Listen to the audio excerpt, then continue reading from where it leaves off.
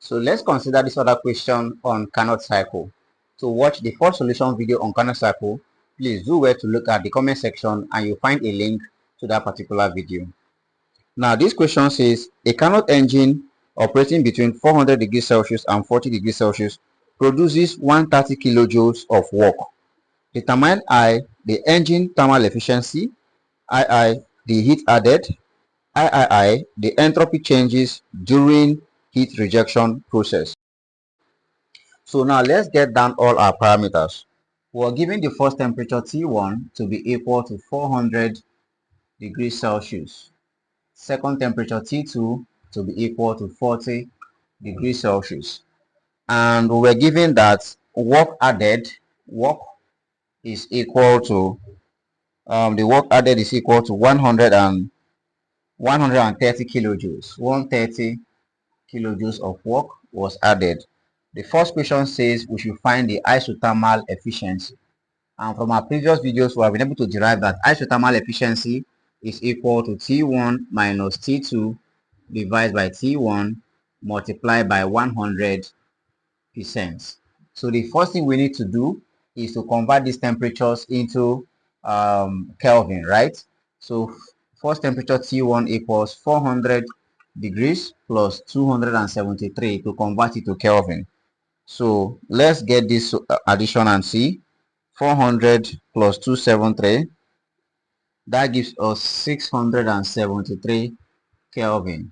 Similarly, temperature T2 equals 40 plus 273, and that gives us 313 Kelvin. So if we have the temperatures in Kelvin now, we simply plug into the isothermal efficiency equation. Isothermal efficiency becomes 673 minus 313 divides 673. The whole of this now multiplied by 100%.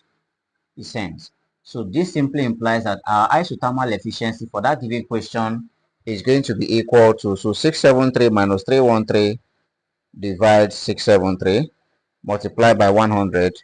So that simply gives us approximately 53%.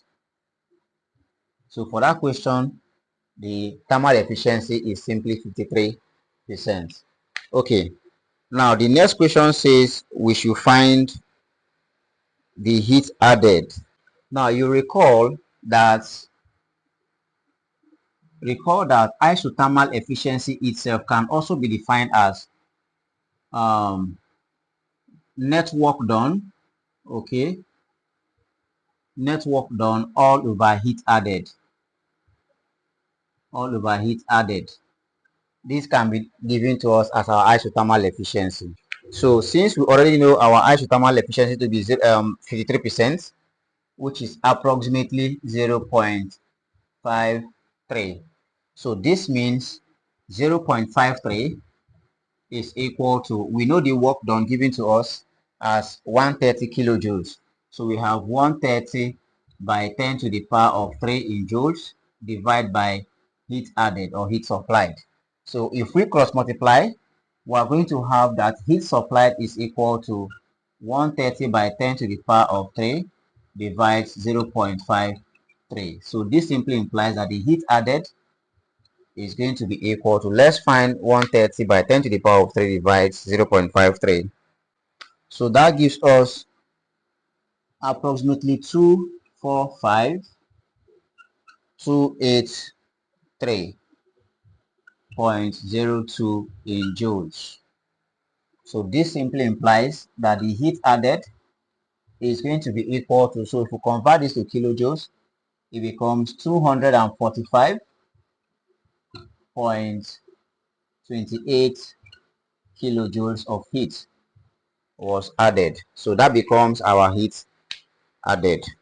The final question says we should find the enthalpy changes during heat rejection process. Okay, so during heat rejection process is process 3 to 4 from the TS diagram. Process 3 to 4 is the heat rejection process in the cooler.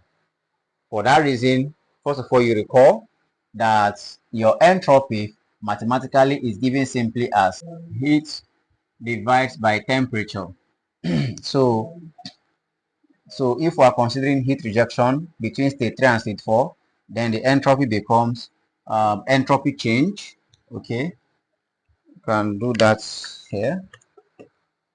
So the entropy becomes entropy change between state 3, S4 minus S3. This is going to be equal to heat rejection all over temperature between state 3 and state 4, all over temperature. And this temperature is simply temperature between state 3 to state 4, which is the temperature operating here. So the first temperature is T1, which is giving us 400 degrees Celsius. Second temperature is 40 degrees Celsius. So this is the temperature that we are going to be using here since we are considering state 3 to state 4. So all we need to do now is find heat rejection, right? That's what we need to do now, find heat rejection. So let's take this off.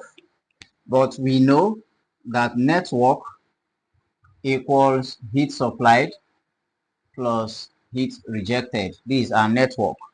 And from the question, the network was given to us as 130 kilojoules. And this is equal to, we're able to get the heat supplied. We're able to get the heat supply to be equal to 245.28 kilojoules. So you have 245.28 plus the heat rejected. So from here, we simply make heat rejected the subject of the formula. That becomes 130 kilojoules minus 245.28. So this simply implies that our rejected heat is going to be equal to now negative. It is negative because heat rejection or heat removed from the system automatically becomes negative. So let's find our value. 130 minus 245.28. So this gives us negative 115.28. So we have negative 115.28 kilojoules. So if we have this to be the heat rejected, then we can now plug into this equation to find our entropy change. So we can do that here. Entropy change S3 minus S4 is now going to be equal to, so we have the heat rejected, which is now 115.28. So we are going to solve with the absolute value, keeping the negative sign aside. Negative sign just shows heat rejection. So we have 115.28 divided by the temperature change. Now the temperature between state 3 to state 4 is the second temperature, 40 degrees Celsius. And remember, we converted this 40 plus 273. So that temperature gave us 313 Kelvin. So simply divide by 313 Kelvin. So this gives us our entropy change. Divide 313. So remember, this is in kilojoules. Okay, this is in kilojoules. So you multiply here by 1000 by 10 to the power of 3, please, because it's in kilojoules. Okay, so if you do that, you're going to have your entropy change to be equal to 368.31. 368.31 in joules per kilograms Kelvin. So this becomes our entropy change between state 3 and state 4, which is the heat rejection phase. Alright guys, so I'm sure you found this video very interesting and helpful. Please do well to appreciate the work by liking, commenting nicely, sharing to your friends. And if you're new to the channel, do well to strike the subscribe button and turn on your bell notification. I will see you in the next video with another problem on Carnot Cycle. Cheers.